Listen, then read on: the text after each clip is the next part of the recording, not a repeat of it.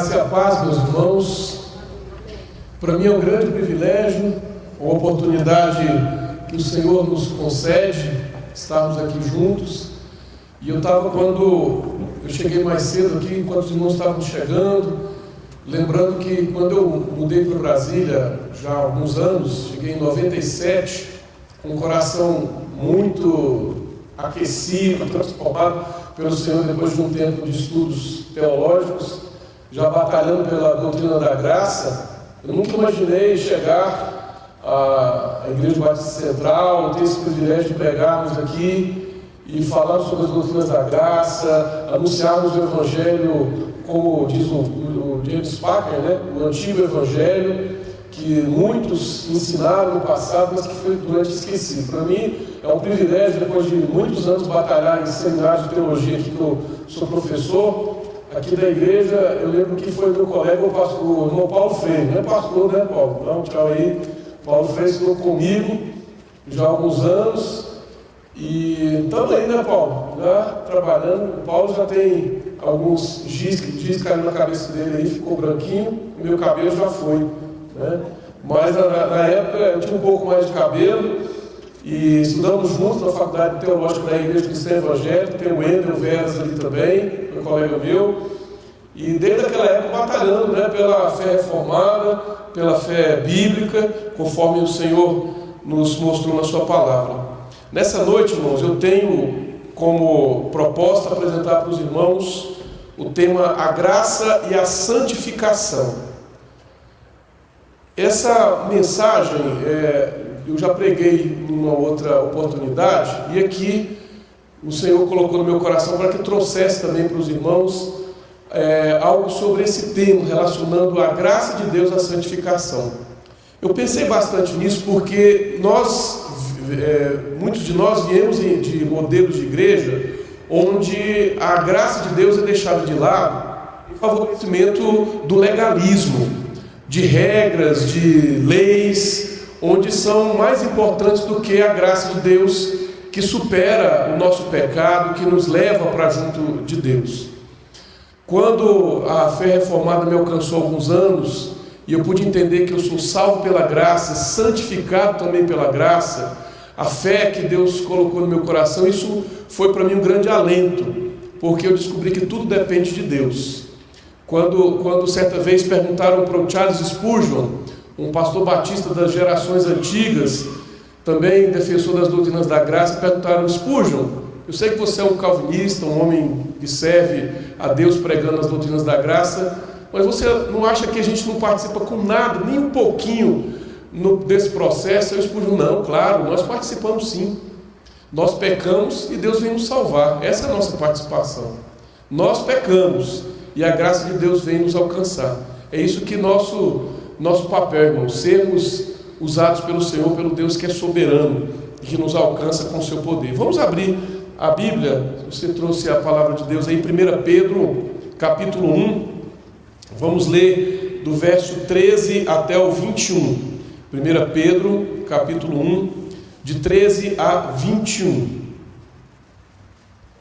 Primeira epístola de Pedro, capítulo 1, do verso 13 ao verso 21, que diz assim a palavra do Senhor. Eu vou ler conforme o texto da edição Revista e Atualizada, 1 Pedro, capítulo 1, do 13 ao 21, que diz assim: Por isso, cingindo o vosso entendimento, sede sóbrios e esperai inteiramente na graça que vos está sendo trazida na revelação de Jesus Cristo.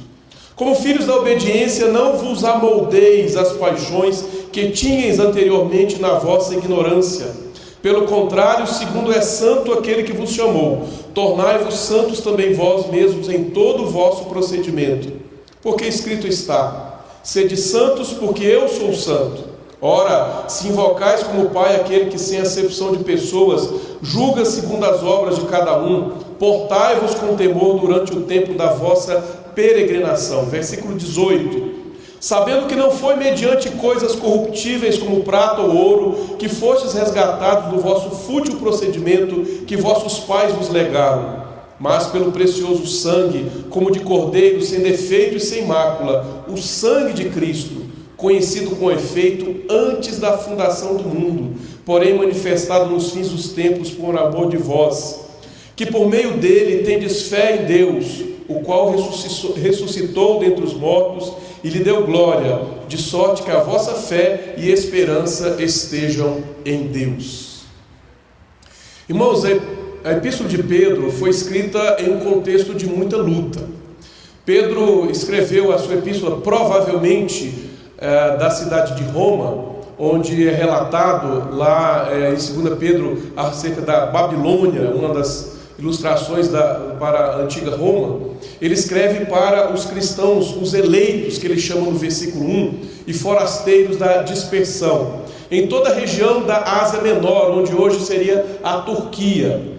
Provavelmente esses escolhidos do Senhor, os eleitos do Senhor, estavam sendo perseguidos. Nós vamos ver muitas ilustrações, muitas exortações de Pedro aqui acerca da perseguição que os crentes provavelmente estavam passando. Nós historicamente não sabemos exatamente qual dessas perseguições, porque durante o primeiro século o Império Romano fez muitas perseguições pontuais à fé cristã, à igreja cristã, e provavelmente ali pela data da epístola de Pedro, provavelmente antes da década de 70, assim, entre os anos 61, 62, porque a tradição da igreja atribui que Pedro morreu em Roma, né, mais ou menos no anos entre 66 e 68, que é o governo de Nero, né, imperador romano, e que provavelmente ele martirizou tanto a Pedro como a Paulo.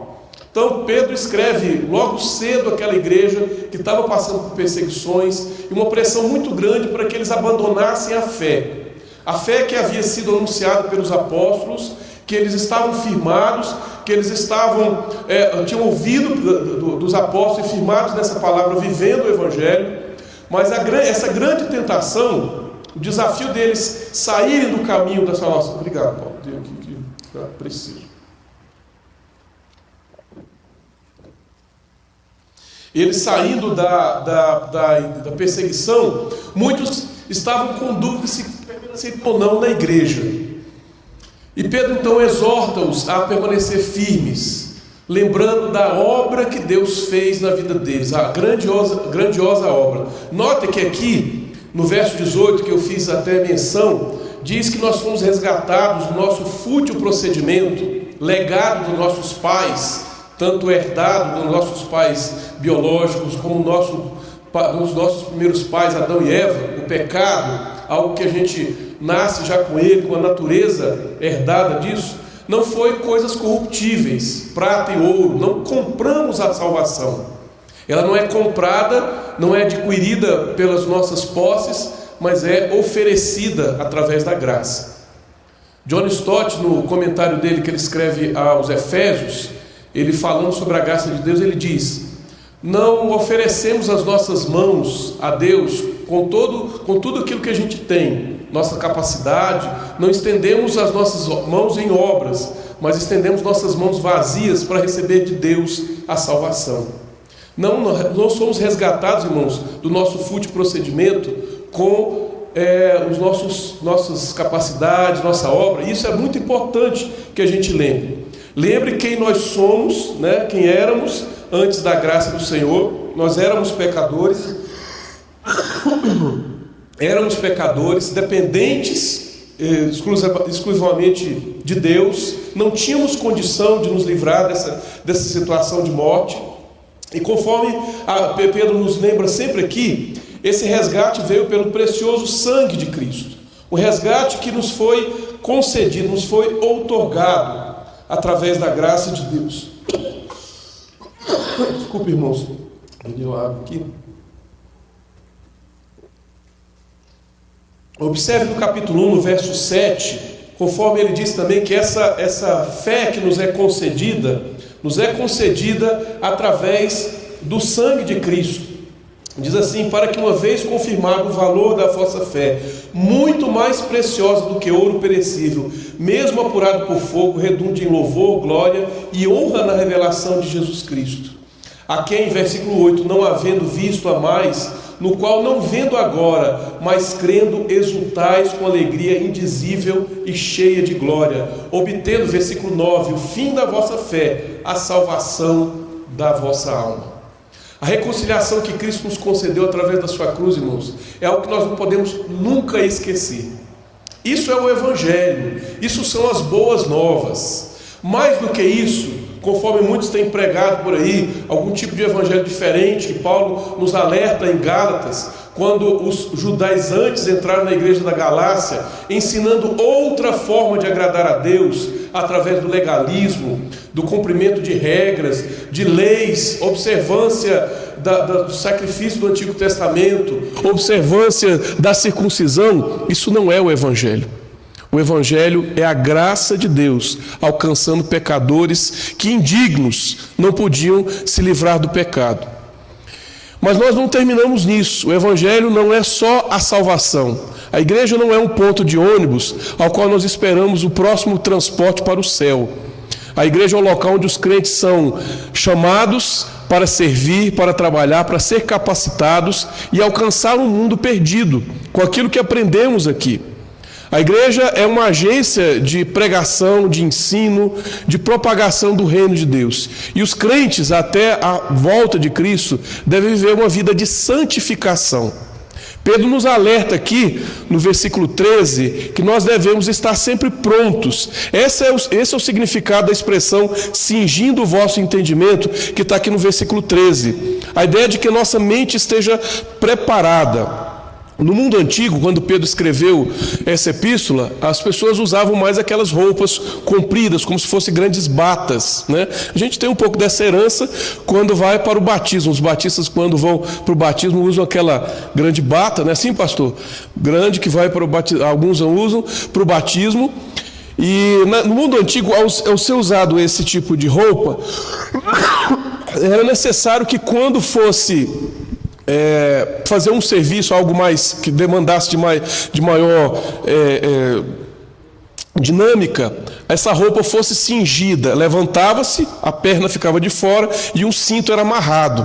E aqui ele está usando essa expressão do cingir como se fosse preparar o vosso entendimento, para esperar na graça, conforme diz o verso 13, esperar inteiramente na graça que está sendo trazida na revelação de Jesus Cristo.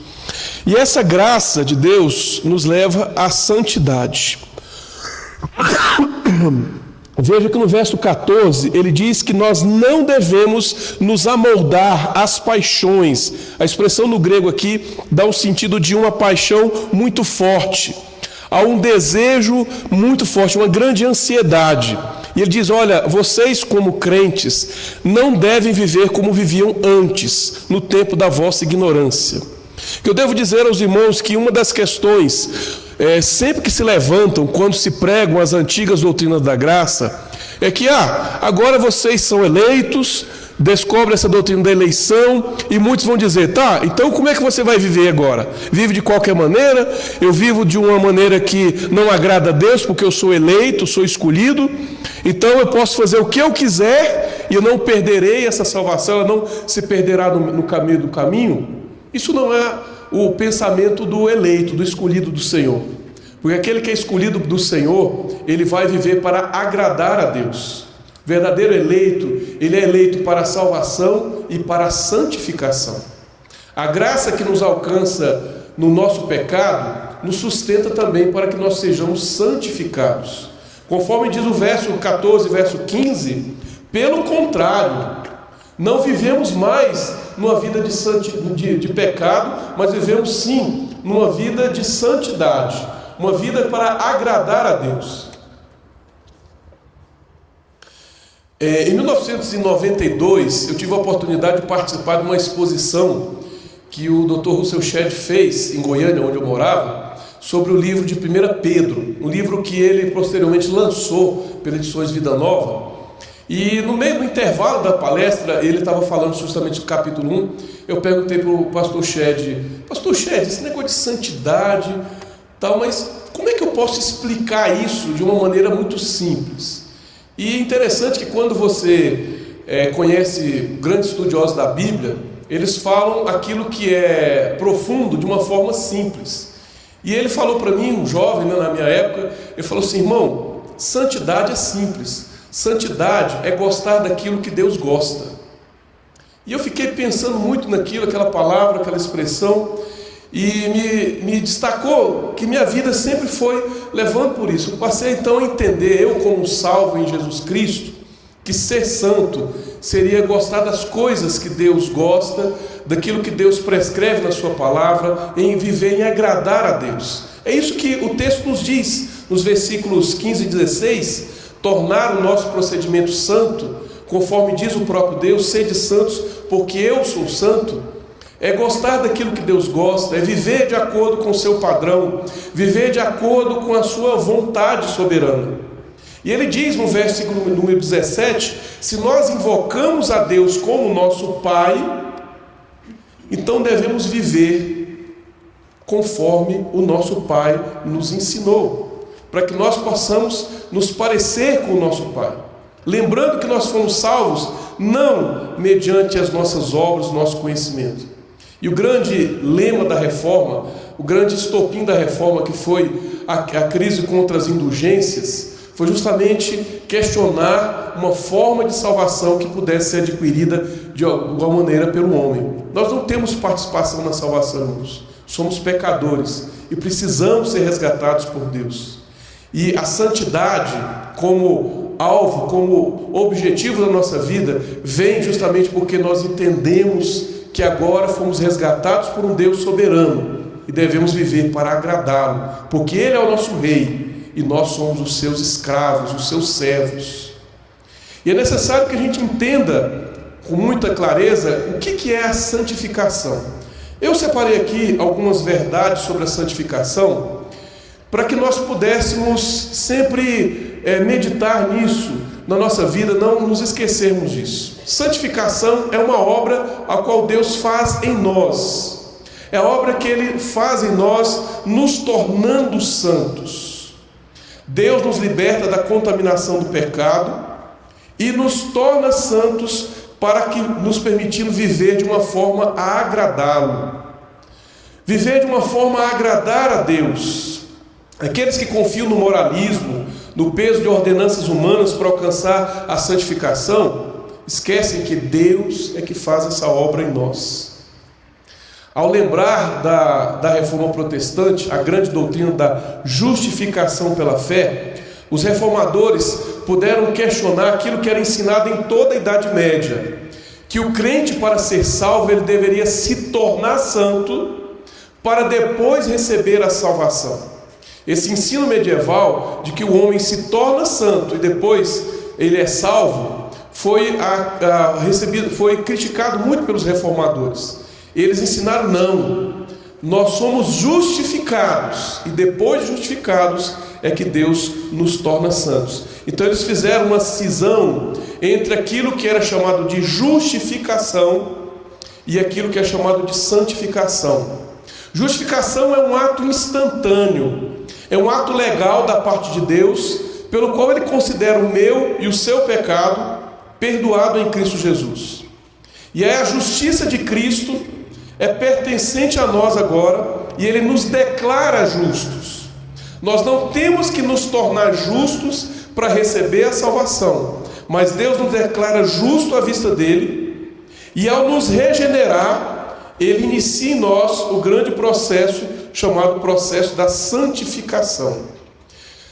Na Bíblia, nós vamos ver que a santificação, ela não pode ser confundida com regras humanas.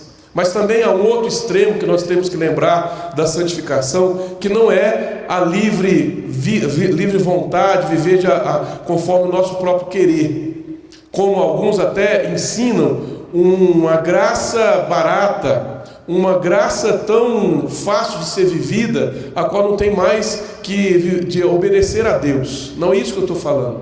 Estou falando da santificação bíblica.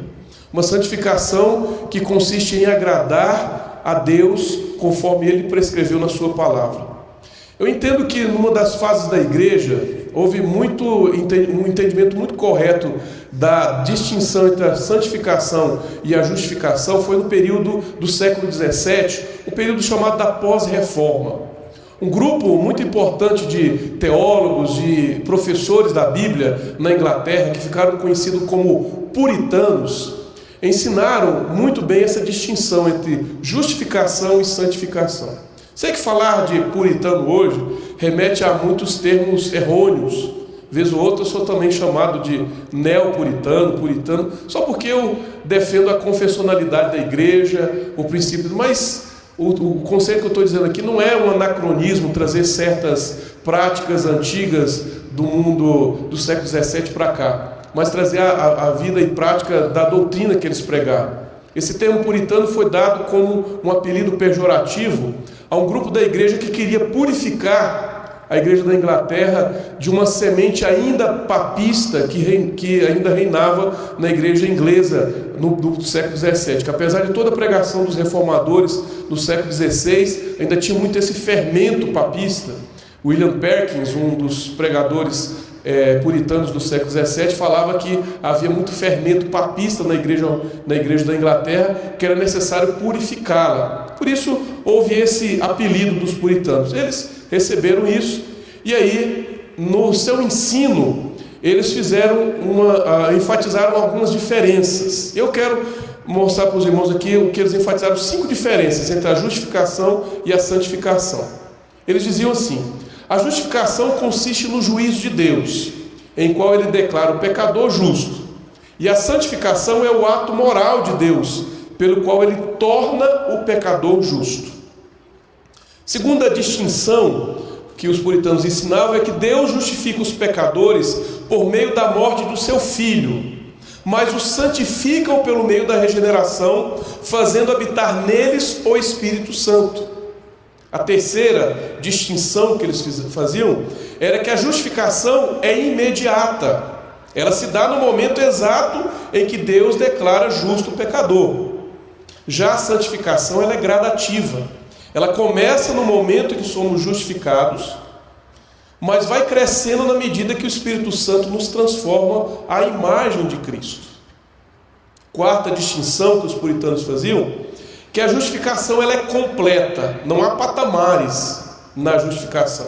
Eu não sou mais justificado hoje do que foi ontem, ou do que quando eu me converti.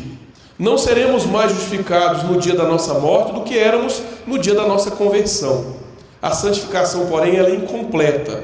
Ainda que comece quando nos convertamos e somos regenerados, ela continua no decorrer da nossa vida e se consumará quando Cristo se manifestar.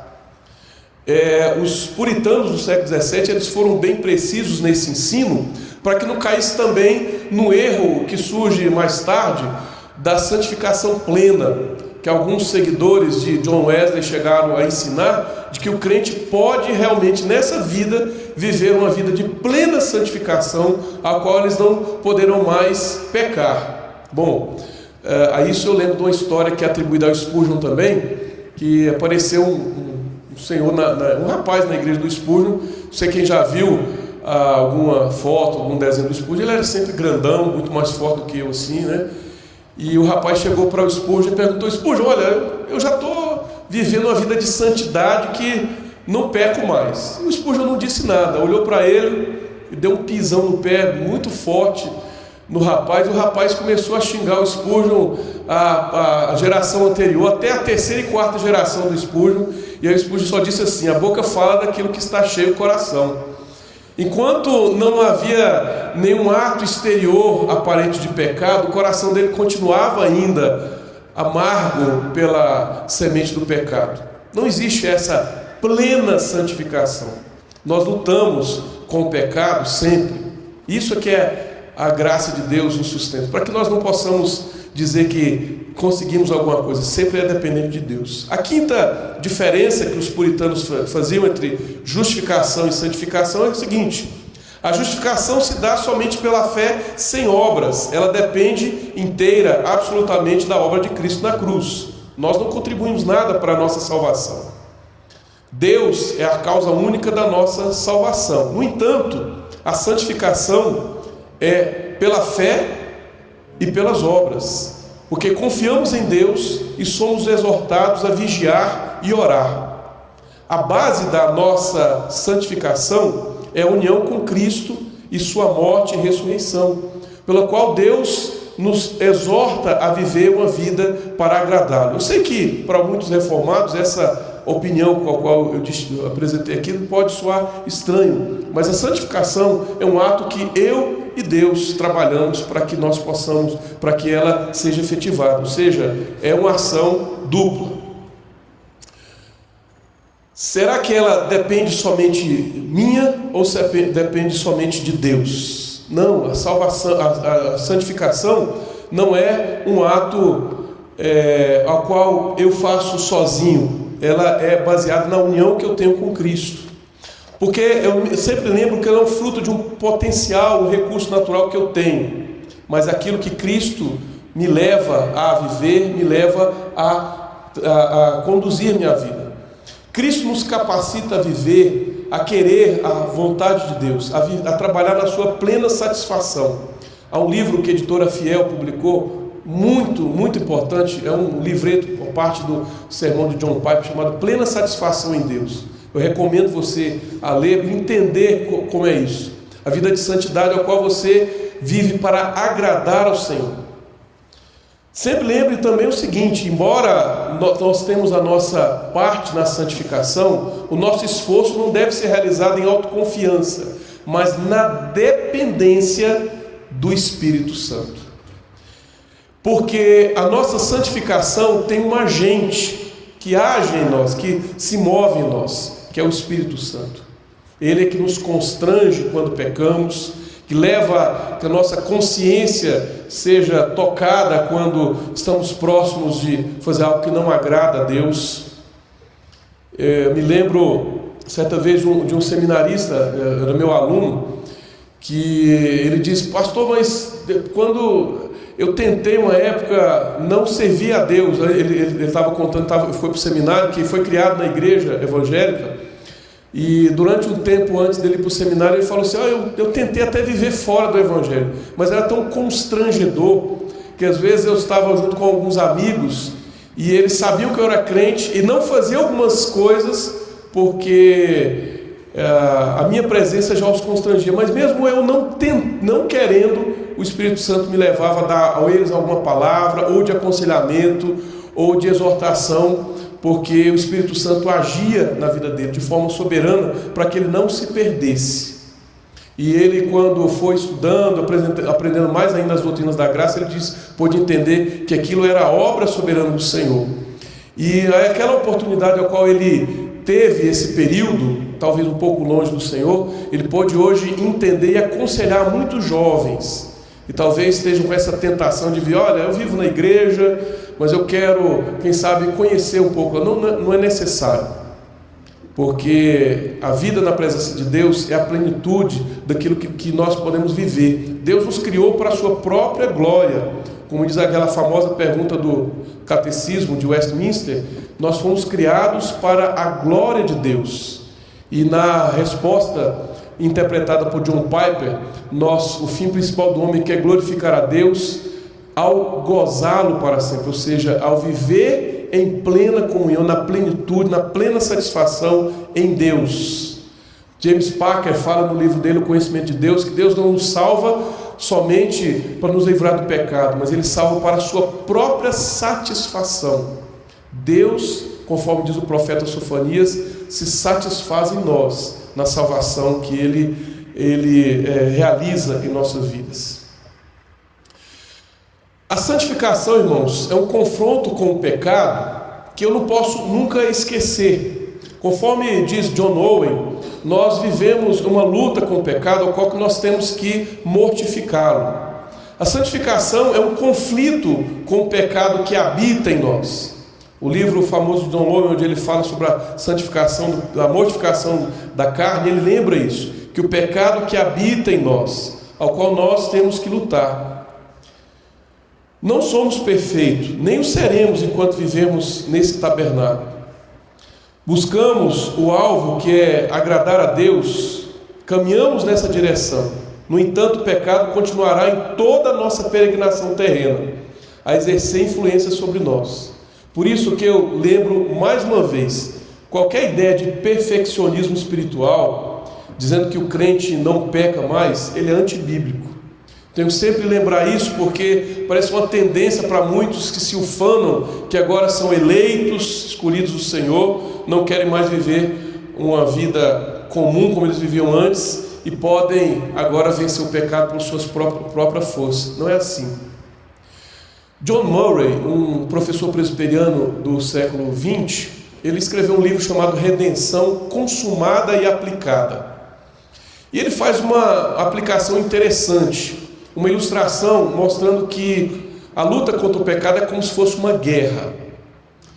Essa guerra, tal como as guerras normais, humanas, elas podem ser vencidas em nível macro, mas a nível micro, níveis pequenos, a gente pode enfrentar muitas batalhas. Ele faz menção, no livro dele, Redenção Consumada e Aplicada, entre uma diferença do pecado sobrevivente e o pecado reinante. Ele diz o seguinte: o regenerado, ele está em conflito com o pecado, mas o pecado sobrevivente em sua vida. Tal como um exército que invade uma cidade, que a conquistou, tem que enfrentar pequenos guerrilheiros que dia a dia ainda lutam para vencer o inimigo que tomou a cidade. Nós lutamos com o pecado que, como guerrilheiros, tenta nos derrubar. Essa é a diferença. Uma coisa é o pecado viver em nós, como nós antes éramos pecadores sem a regeneração de Deus. Outra coisa diferente é vivermos em pecado. Uma coisa é o inimigo ocupar a capital, outra bem diferente são suas milícias derrotadas molestarem os soldados do reino, diz John Murray. Nós lutamos com o pecado, mas não somos agora escravos do pecado. Paulo diz isso em Romanos.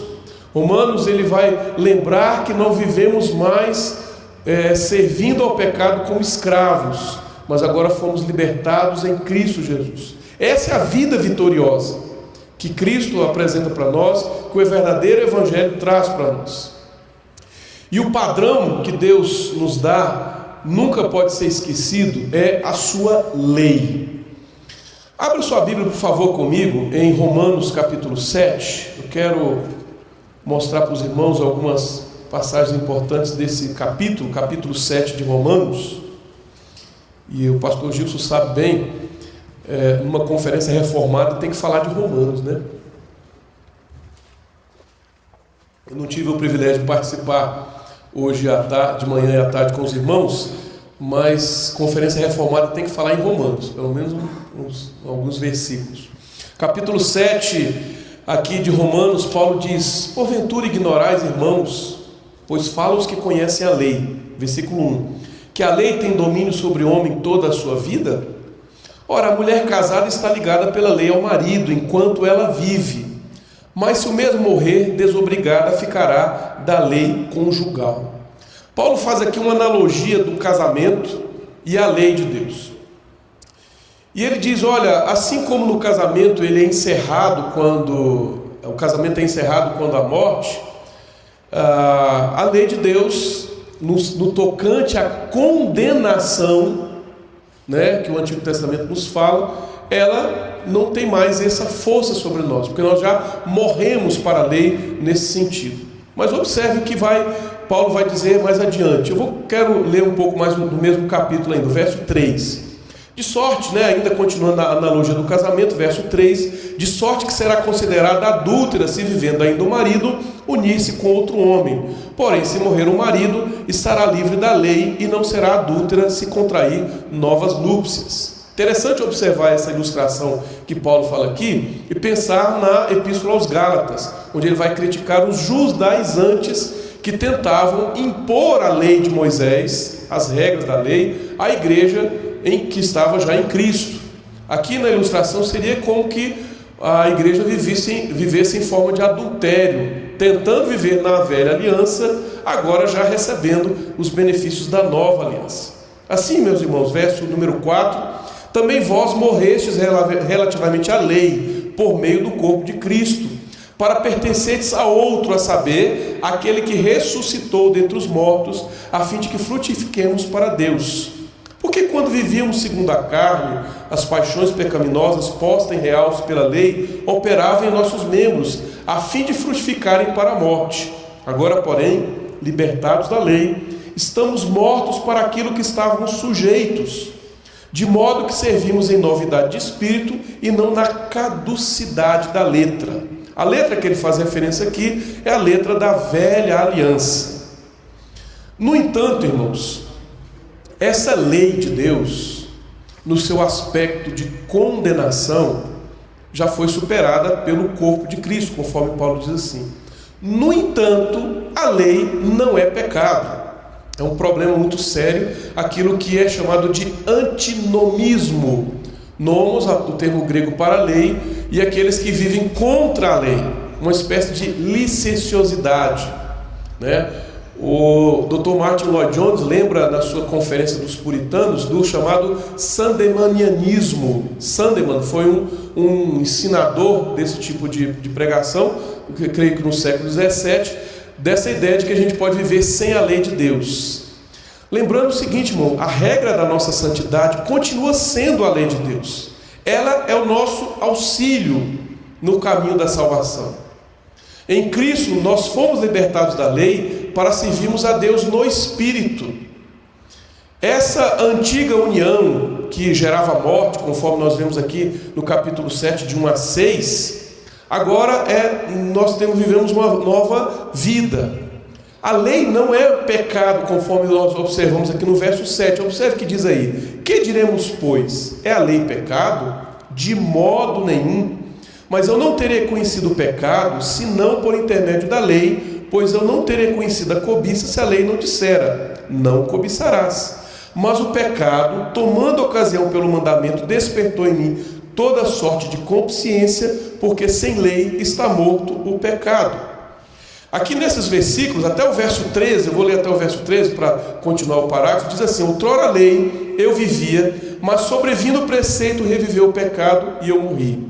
E o mandamento que me fora para a vida, verifiquei que este mesmo se tornou para a morte, porque o pecado, prevalecendo-se do mandamento, pelo mesmo mandamento me enganou e me matou. Por conseguinte, a lei é santa, e o mandamento santo, justo e bom. Acaso o bom se tornou em morte? De modo nenhum. Pelo contrário, o pecado, para revelar-se como pecado, por meio de uma coisa boa, causou-me a morte, a fim de que pelo mandamento se mostrasse sobremaneira maligno. Observe que nesses versículos aqui, Paulo faz duas afirmações sobre a lei, demonstrando ainda a sua utilidade. Primeiro, a lei põe o pecado em destaque, ela revela o pecado. O versículo 7 nos diz isso, né? Que ela revela que nós não saberíamos o que é o pecado se não fosse a lei. Nós somos salvos pela graça, santificados pela graça, mas a lei de Deus continua ainda a nos ensinar como viver para agradar a Deus. Ela não foi superada. Há um movimento que infelizmente muitos reformados, alguns lugares nos Estados Unidos, têm tido, que é viver uma teologia da chamada Nova Aliança, onde parece que as regras do Antigo Testamento, especialmente os 10 mandamentos, não são mais para nessa. Não é bem assim. A lei, como padrão para agradar a Deus, ainda continua sendo mostrada. Veja que aqui nessa expressão que Paulo fala, ao revelar o pecado, ou até interessante o verso 8, ela provoca o pecado, ou conforme diz o verso 9 a 11, ela condena o pecado. A lei tem como objetivo aqui revelar um aspecto importante, a nossa necessidade. A lei é boa, conforme Paulo diz aqui, porque a sua intenção foi de prestar benefícios aos homens. E aqueles que entram nessa teologia da nova aliança, a qual não há mais necessário guardar os princípios morais que Deus expressou na sua lei, vivem uma vida muito estranha ao padrão que Deus revelou na sua palavra e aquilo que os reformadores sempre ensinaram. Infelizmente, muitos têm ensinado isso. Lembro que participei de um congresso da Comunhão Batista Reformada, da Reformada Batista em São Paulo, e pude ganhar de presente do pastor Robert Self um livro sobre a questão da validade dos 10 mandamentos. O pastor Gilson deve lembrar isso, da autoria do Richard Barcelos, né? Onde ele fala sobre essa validade de guardar os princípios morais de Deus. A lei é boa, a sua intenção é de prestar benefício a nós, porque a lei de Deus, conforme diz um autor, assinala uma vereda que garante o favor de Deus e a felicidade do homem. E onde o pecado reina, é aí que a lei vai produzir miséria e morte. Porque conforme diz o verso 3 aqui, a lei refletindo o caráter de Deus, santa, é a norma objetiva exigida por Deus, ela é justa e é benéfica para cada um de nós. Por isso que diz que o caráter da lei é bom. No entanto, sempre devemos nos lembrar, a lei não pode nos salvar, porque nós não podemos cumpri-la. E nós não podemos cumpri-la por causa do pecado que habita em nós. Isso foi o que diz o John Stott. Se a lei não é responsável pelo pecado nem pela morte, nem por isso a lei pode ser responsabilidade pela nossa santidade. Ela é santa, contudo é incapaz de nos tornar santos. Veja o que diz o versículo 14, na sequência aqui do capítulo 7 de Romanos. Porque bem sabemos que a lei é espiritual, eu todavia sou carnal, vendido à escravidão do pecado, porque nem mesmo compreendo meu próprio modo de agir, porque não faço o que prefiro, e sim o que detesto. Ora, se faço o que não quero, consinto que a lei que é boa. Nesse caso, quem faz isso já não sou eu, mas o pecado que habita em mim. Porque eu sei que em mim, isto é, na minha carne, não habita bem nenhum, pois o querer o bem está em mim, não porém o efetuá-lo. Porque não faço o bem que prefiro, mas o mal que não quero, esse faço. Mas se faço o que não quero, já não sou quem faz, e sim o pecado que habita em mim. E o versículo 21 diz: então, ao querer fazer o bem, encontro a lei de que o mal reside em mim, porque no tocante ao homem interior, tenho prazer na lei de Deus, mas vejo nos meus membros outra lei, que guerreando contra a lei da minha mente, me faz prisioneiro da lei do pecado que está nos meus membros. Observe aqui o que Paulo está dizendo. A lei não é errada, não há nada errado na lei, pois ela é santa, justa e boa. O erro se encontra no crente quando ele cede e atende aos apelos do pecado, por causa da sua inclinação enferma, inclinação pecaminosa. Sendo que o pecado já não tem domínio sobre nós, esse cristão pode experimentar uma verdadeira vida vitoriosa, mas devemos reconhecer que a realidade da vida cristã é uma luta constante, travada entre essas duas inclinações, a inclinação santa e a inclinação do pecado. Paulo está mostrando aqui, irmãos, que nós, como crentes, se formos abandonados da nossa própria força, nós teremos um ser debilitado por essa antiga inclinação. Nós não conseguimos obedecer e agradar a Deus, mesmo que nós tenhamos prazer e desejamos cumprir a lei de Deus. Observe aqui o seguinte, que a antiga inclinação, no versículo 19, ela tenta aniquilar essa nova inclinação. E a nova inclinação luta para permanecer viva. Nos versos 22 a 23 ele fala isso. E aí, irmãos, eu concluo dizendo que para nós vivermos uma vida plena e santa, é aquilo que está, conforme expresso a partir do verso 24, vai continuar durante todo o capítulo 8. Para nós experimentarmos uma vida de santidade que agrada a Deus, é viver continuamente no Espírito de Deus. Veja o que ele diz: desventurado homem que sou, quem me livrará do corpo dessa morte?